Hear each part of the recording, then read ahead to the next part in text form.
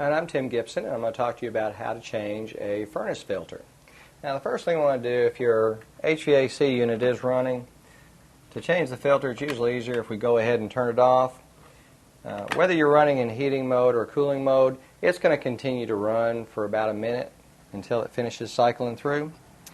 Now, a couple filters you can use. This particular filter is a dust collector and filter. So you can see it has a solid surface on it.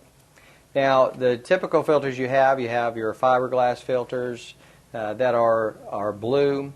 And now, those only trap, as far as pulling dust particles and particulates out of the air, those will only trap about usually from 5 to 20%.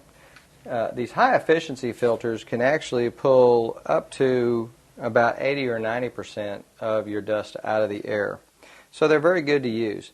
Now, also, what you want to do when you're looking at changing your filters, this is something you want to do every 90 days. Now, if you're in a particularly dusty environment, or if you have several days where you don't have any rain, where you have more, you may want to do it more than that 90 days. You may want to do it every couple of months. Now, here's your return air, and you have, most of your return air grills have these couple of clips at the top. So you simply just pull these clips out, and you want to pull it down. And how you know, and you can see on this one, if you have a lot of dust collection, your filter will be very dark. That's when you know it's time to change it. And you can see you typically get a lot of accumulation down here near the floor. But as your unit collects, it'll actually start getting more dust up to the top. So we pull that out.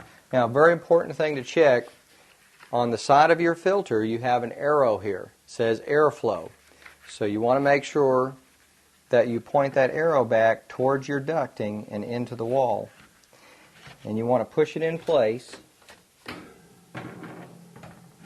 And you push your clips back in.